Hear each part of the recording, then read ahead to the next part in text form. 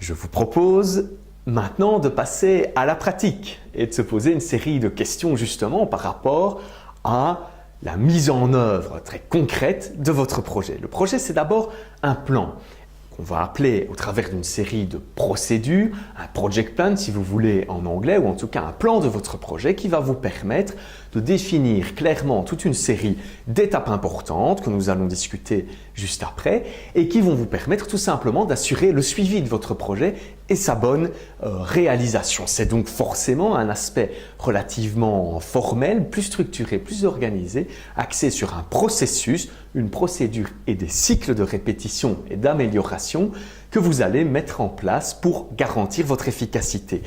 Gardez toujours en tête que ce plan, que cette carte, si vous voulez, qui va vous montrer où aller et quel point atteindre par rapport à où vous vous trouvez pour le moment, est flexible, elle est adaptative et elle va devoir forcément s'adapter à la réalité et à ce qui va se passer concrètement dans votre gestion de projet. Vous n'êtes pas sur une route en ligne droite très calme et sans aucun souci. Imaginez-vous plutôt que vous êtes sur un bateau, sur une mer qui peut être calme, et c'est ce que je vous souhaite, mais qui parfois aussi le sera moins et vous traverserez des moments de tempête. Ça n'est pas forcément un problème, ça vous demandera sans doute plus d'énergie, mais si vous y êtes bien préparé, vous la traverserez sans aucun souci, ou en tout cas avec moins de soucis que sans vous y préparer, cela va de soi. Gardez bien cela en tête, flexibilité et adaptation de votre plan de projet, de votre procédure que vous avez décidé de mettre en place. Un projet, c'est une série de paramètres. Paramètres qu'il vous faut définir dès le début de vos activités pour être sûr simplement vous-même d'avoir en tête très clairement une série de données importantes par rapport à votre projet. Vous ne pouvez pas vous lancer dans un projet sans avoir une idée très claire de tous ces paramètres, de tous ces chiffres si vous voulez, de toutes ces données, qu'elles soient quantitatives ou qu'elles soient qualitatives peut-être, mais qui vont vous obliger à définir clairement votre projet. Ces paramètres sont par exemple les moyens que vous pouvez utiliser ou valoriser dans votre projet, que ce soit des moyens humains ou des moyens matériels. En gros, quel est l'équipement qui est disponible et quelles sont les personnes qui sont disponibles en interne s'il s'agit de votre entreprise ou bien en externe s'il s'agit de partenaires, de sous-traitants, etc. Dans un cadre plutôt privé ou scolaire, vous êtes dans la même situation, identifiez quelles sont les personnes ou quels sont les outils que vous pourrez utiliser pour mener à bien votre projet. Les délais sont aussi évidemment fondamentaux et vous devez les définir dès le départ. Pour quand voulez-vous que ce projet soit concrétisé? Fixez-vous une date précise avec des jalons précis pour être sûr d'atteindre vos objectifs le plus rapidement possible. Vous l'avez sans doute déjà vu, si vous ne fixez pas ces objectifs précisément dès le départ, c'est évidemment la meilleure manière pour reporter toujours la date de finalisation de votre projet. Fixez-les et communiquez-les clairement pour garantir l'atteinte justement de cet objectif en termes de délai. Parfois, vous aurez le choix, vous aurez de la marge pour concrétiser le projet. Parfois, vous en aurez beaucoup moins. Par exemple, dans le cadre de la réalisation d'un événement, la date de l'événement, forcément, vous fixe déjà un délai précis. Vous ne pouvez pas reporter ou pas toujours reporter l'événement si vous n'êtes pas prêt. Vous devez donc prendre cela en compte dès le départ. Vous avez aussi évidemment une série de budgets à respecter et une marge financière que vous vous fixez dès le départ. Quel est en gros l'argent ou la quantité d'argent que je souhaite attribuer pour ce projet et que je pense utile, nécessaire pour pouvoir réaliser justement ce projet. Soyez tout à fait réaliste dans ce budget que vous allez fixer et faites tout pour le respecter. Dans certains contextes, par exemple dans le contexte privé, on a parfois tendance à ne pas forcément respecter le budget que nous nous étions fixés. Pensez par exemple à l'achat d'une maison ou à une série de rénovations, à l'achat d'une voiture. Généralement ou dans la majorité des cas, le budget que vous attribuez vraiment, par exemple pour la rénovation d'un bâtiment, est souvent supérieur à ce que vous espériez. Vous ne pouvez pas toujours vous permettre cela, notamment dans le cadre professionnel, donc ayez comme priorité de respecter ce budget. Nous pouvons également parler de la gestion forcément d'une série de risques, des risques qui sont parfois importants, parfois moins, mais en tout cas que vous devez toujours définir clairement. Essayez d'identifier quels sont les facteurs ou les paramètres qui pourraient s'avérer dangereux pour votre projet ou pour les atteintes de vos objectifs. Par exemple, que ce soit une série de retards ou une série de problèmes avec des partenaires, avec de l'équipement, avec du matériel. Identifiez tout cela clairement dès le début pour simplement anticiper et être prêt en cas de pépin. La gestion de projet, on peut, si vous voulez, la structurer en 5 étapes que nous allons parcourir ensemble maintenant. Ces 5 étapes vous permettent de préparer votre projet, de le gérer et d'en assurer la fin de manière sereine, concrète et d'en tirer évidemment toute une série d'apprentissages. Ces étapes sont d'abord identifiées, ensuite préparées, puis concrétisées, adaptées et enfin terminées. Nous allons voir ce qui se cache derrière chacun de ces mots ensemble pour que vous puissiez mettre en place cette approche et ces différentes étapes pour les projets que vous voudriez mener prochainement.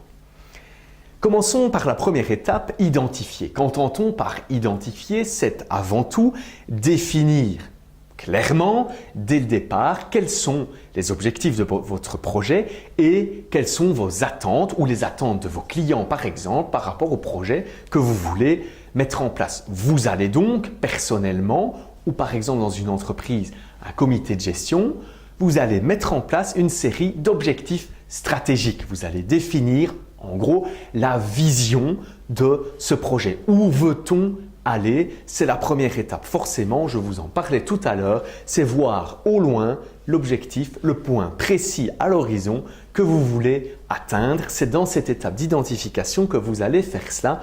Faites-le de manière extrêmement claire pour garantir le succès de votre projet.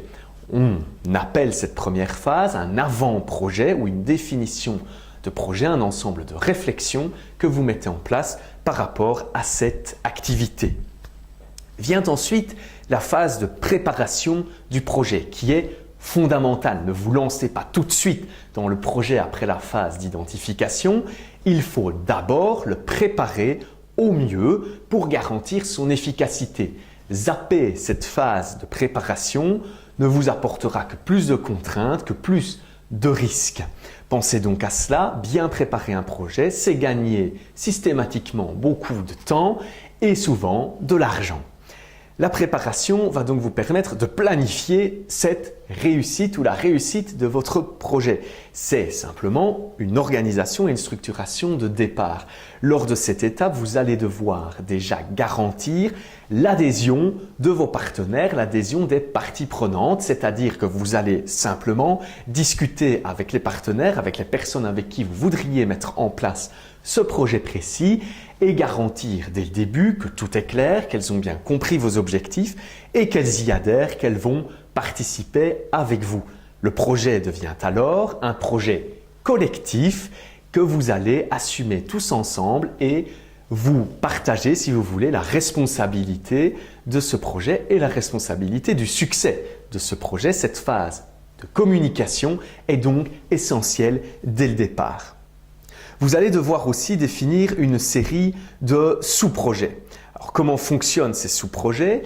C'est en fait nécessaire dans le cas où vous avez par exemple un projet plus conséquent que vous ne pouvez pas organiser directement, mais vous allez donc devoir définir une série de tâches ou sous-projets qui vont vous permettre d'organiser la concrétisation du projet. Pour chacune de ces tâches, vous allez définir clairement leur durée et les relations entre les différentes tâches. Prenez par exemple la rénovation d'une maison ou d'un bâtiment. Définissez clairement dès le départ quels sont les sous-projets. Il y aura par exemple un sous-projet lié à l'isolation du bâtiment, un autre lié aux activités de chauffage et de sanitaire, un autre à l'électricité, etc. Définissez toutes ces étapes dès le départ comme des sous-projets. Évidemment, vous allez devoir aussi clairement fixer la durée de ces tâches ou de ces sous-projets en décidant par exemple que vous allez attribuer à l'isolation, par exemple, 2 semaines de travail. Au chauffage et sanitaire, 2 semaines également, et à l'électricité, par exemple, 1 semaine, tout dépendant évidemment de votre projet. Définissez clairement les durées que vous voudriez attribuer à ces différentes tâches de manière bien sûr réaliste et suffisamment ambitieuse pour garantir la réalisation efficace de votre projet. N'oubliez pas les relations entre ces différentes tâches qui sont fondamentales si vous ne voulez pas justement vous retrouver face à des soucis par exemple. Ces relations, c'est penser dès le début à comment organiser le travail sur le terrain, par exemple dans notre rénovation de bâtiment, entre le chauffagiste, l'électricien et par exemple le menuisier. Organisez cela, identifiez les relations entre les différentes tâches pour être sûr que vous n'allez pas, par exemple, fermer les plafonds définitivement alors qu'une série de câbles devait être passés à l'intérieur. Vous allez identifier ces relations et structurer ces relations. Notre exemple est évidemment relativement simple. Vous pouvez vous retrouver dans des exemples ou dans des cas beaucoup plus complexes où vous devrez identifier très clairement quelles sont les attentes, les besoins de chacun des partenaires pour être sûr que vous puissiez coordonner au mieux vos équipes. Justement, en parlant d'équipe, essayez de penser dès le départ et dans cette phase de préparation et de réalisation de vos sous-projets aux compétences qui sont nécessaires pour la réalisation de cette activité. Vous devez les réfléchir précisément pour être sûr de trouver les bonnes personnes et de vous entourer, si vous êtes le gestionnaire de projet, des bonnes personnes. C'est important pour garantir le succès et la réussite du projet. Identifiez donc les compétences nécessaires et construisez comme cela une équipe qui soit tout à fait adaptée à votre projet et réfléchissez les choses de cette manière-là en utilisant les compétences nécessaires à la concrétisation de vos activités.